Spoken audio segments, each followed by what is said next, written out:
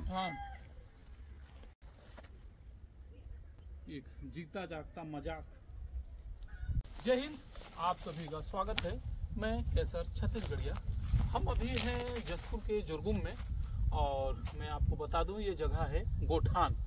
ये वही गोठान है जो छत्तीसगढ़ के पूर्व सरकार के द्वारा स्टार्ट किया गया।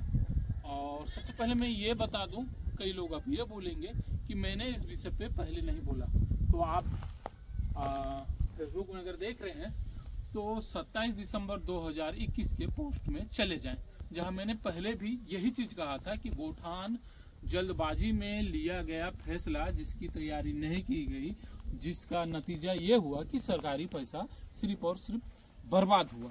अगर हम बात करें गोठान की, तो गोठान शब्द से ही पता चल रहा है वो स्थान जहां गाय होंगी। गोठान, गोठान यानी गाय जहां रहेंगी तो वो जगह गाय के रहने योग्य होनी चाहिए। अभी आप देखेंगे ये चट्टानों और पत्थरों, ये जो स्थान है जहां गोठान बनाया गया, कितनी जल्दबाजी की गई कि सही स्थान का चयन तक नहीं कर पाए। ऐसे पथरीली स्थानों पे गायों को रखने का कॉन्सेप्ट, इसलिए गोठान में एक काम और होना था, वर्मी कॉम्पोस्ट यानी कि केचुआ खाद। केचुआ खाद तैयार किया जाना था, जिसके लिए जो गोठान में गाय रहेंगी उनके गोबर को यूज किया जाएगा। साथ ही इन स्थानों पे आसपास के दूसरे लोग भी अपनी गायों का गोबर बेच सकते थे। इन गोबरों से बनना था वर्मी कंपोस्ट। तो यहाँ पर सबसे बड़ी समस्या ये आई कि वर्मी कंपोस्ट बहुत अच्छा खाद होता है, परंतु इसका एक बड़ा मार्केट की समस्या है। लोग महंगे खाद कम ही यूज करना चाहते हैं और ये वर्मी कंपोस्ट लोकल मार्केट इनका थोड़ा समस्याओं से भरा हुआ है, क्योंकि जब किसान खेती करता है तो अपना बजट कम करना चाहता है और ऐसे में ये महंगे खादों का उपयोग किसान करने से बचते हैं। तो यहाँ भी एक बड़ी समस्या आई। इसके साथ ही गोठानों पे खेती करने का भी वो था और साथ ही सभी गोठानों में मुर्गी पालन, बकरी पालन का भी कॉन्सेप्ट था। तो मुर्गी पालन में मैं आपको ये बताना चाहूँगा कि मुर्गी पालन में सभी गोठानों पे देसी और RIR को प्राथमिकता दी जा रही थी।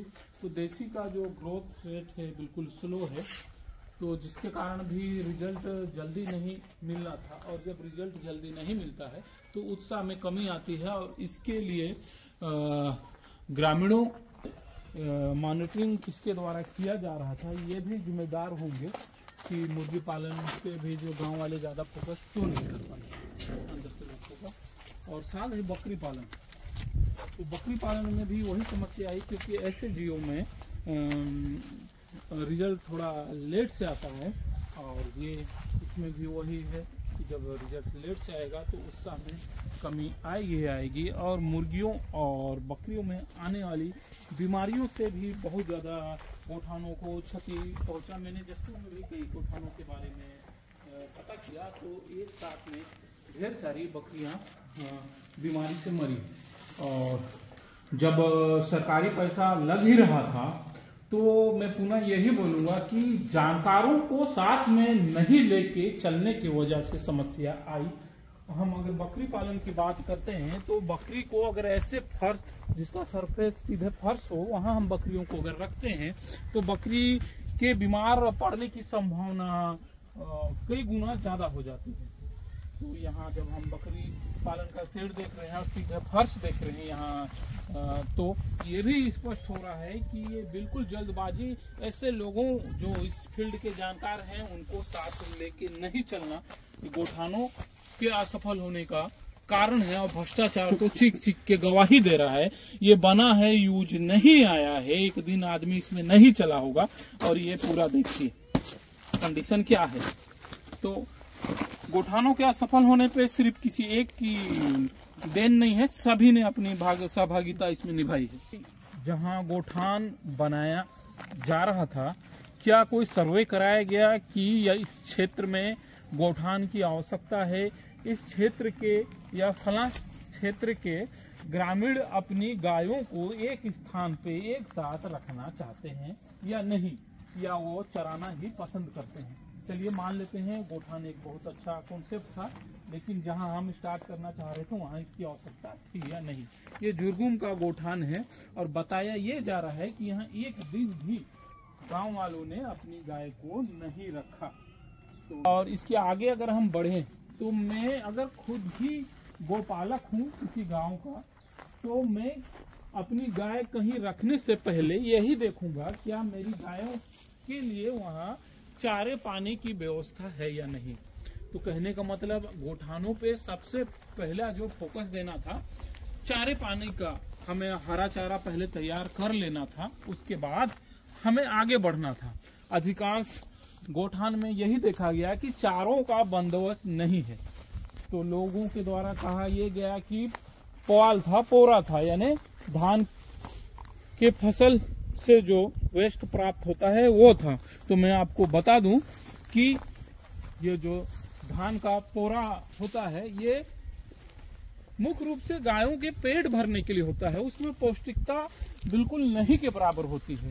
तो सिर्फ पोरा पे अगर हम गाय को पुआल पे ही रखना चाहें तो ये बहुत बड़ी मूर्खता होगी। लोग नहीं रखना चाहेंगे, गाय को दाना भी चाहिए, अर्थात चारा भी चाहिए या हरा चारा चाहिए। तो ये गोठानों में, अधिकांश गोठानों में नहीं देखा गया। तो कुल मिला के अगर हम बात करें कि गोठानों के असफल होने का कारण, तो सार यही निकलता है कि जल्दबाजी में लिया गया ऐसा फैसला जिसके संचालन, निर्माण से लेके संचालन में ढेरों खामियां थी। जब बात पशुपालन की थी, खेती किसानी की थी, तो क्या मालूम ऊपर लेवल में कैसे लोगों का मार्गदर्शन या गाइडलाइन रहा, रूपरेखा किन लोगों ने तैयार किया। कम से कम निचले स्तर पे हर गोठानों पे ऐसे लोगों को जोड़ना था जिन्हें पशुपालन की समझ हो, खेती किसानों की समझ हो, ताकि वो बता पाएं, समझा पाएं या वो कुछ कर पाएं जिसका लाभ गोठान को मिल पाता। हम बात किए वर्मी कंपोस्ट की, तो उसके सफल होने का, असफल होने का कारण हमारे पास स्पष्ट हो गया।